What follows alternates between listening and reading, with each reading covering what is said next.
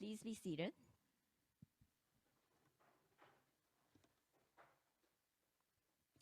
Today, we are honored to have as our guest speaker the Honorable Judge Robert D.S. Kim, Chief Judge of the Circuit Court of the 3rd District. Judge Kim graduated from Hilo High School, UH Hilo College, and the University of Hawaii at Manoa, William S. Richardson School of Law. He then worked in the Hawaii State Senate for 5 sessions in the Health and Judiciary Committees.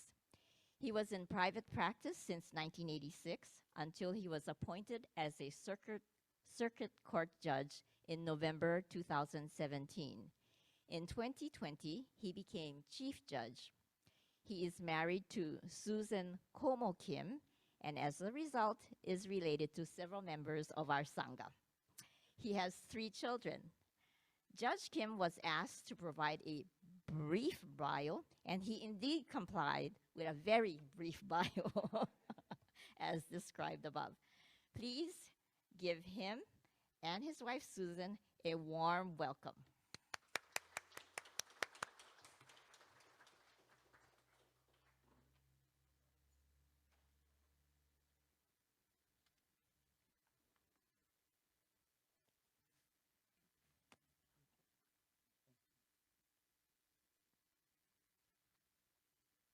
Welcome, everyone. It is a pleasure to see so many of you turn out to honor and pay respects to those who gave their lives while serving our country. Military remembrance. As long as we remember, they live on.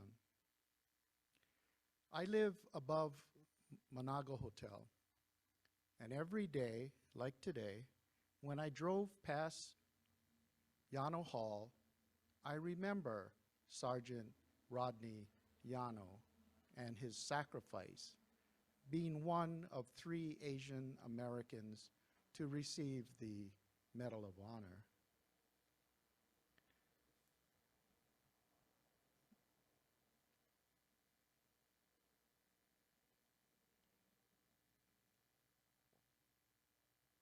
Soldiers. Those men and women were ordinary people until they heard the call of duty and answered it. They left their families, their homes, their lives, not for recognition or fame or honor. We bestow them upon them today. They fought to protect our country, to maintain our way of life.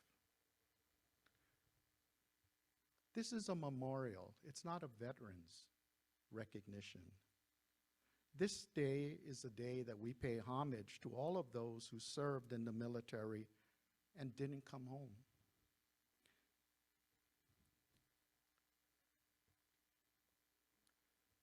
So now is the time not only to honor those who have fought or are fighting for our freedom, but it's also a time for each of us to take part in protecting it. The defense of freedom is not just for those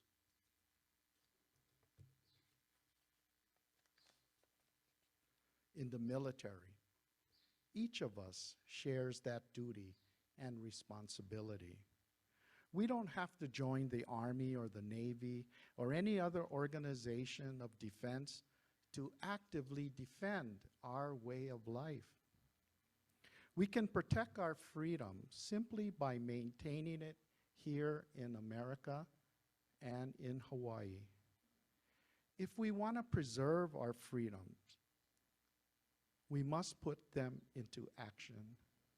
For example, by voting in elections or speaking out against injustice.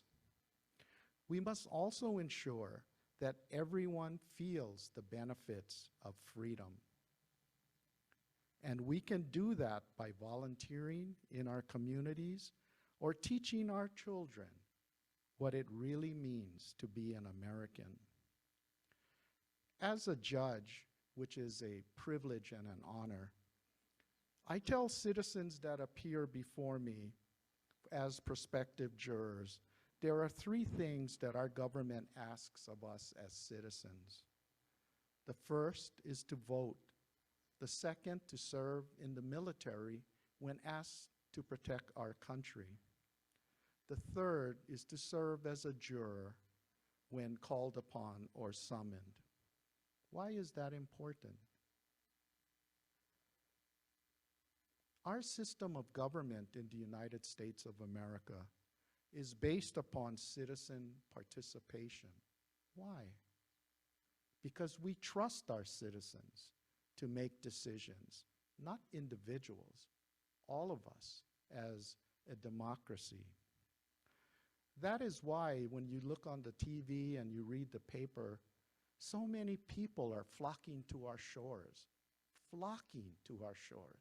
Why?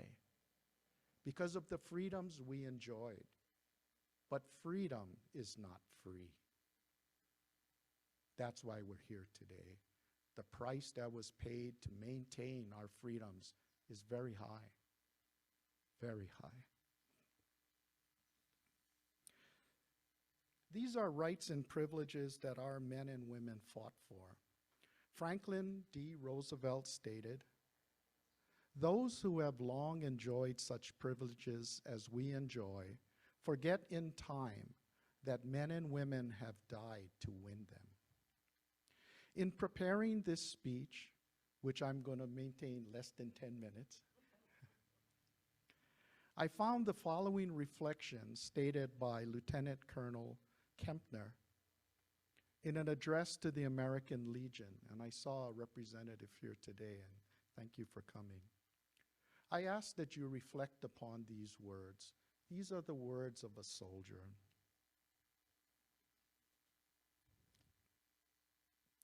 I am a soldier. I did not choose the time or the place.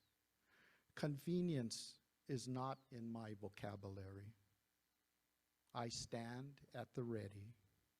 When my orders come, I go. I am a soldier. I may not see a child born, a wife, a husband, parents, friends. I may never see them again. But willingly and with conviction, I go. I am a soldier. The job that I am given to do, I will do even if it costs me my life. I will do it. I am a soldier. A car approaches, a bicycle, a cart. I fix my stare and hone my senses. I have but a short time to take action, but I show restraint. It is part of my job. I am a soldier. I repair hospitals, schools, and homes. I help rebuild smiles for people that I've never met before. This too is part of my job. I am a soldier. I gaze at those around me. In a foreign land, I see a child, a wife, a husband, parents, friends. Oh, how I wish I were home. Oh, how I wish they were mine. I am a soldier. Yes, take me home, but only when my job is done. Only when my job is done. I am a soldier. Thank you.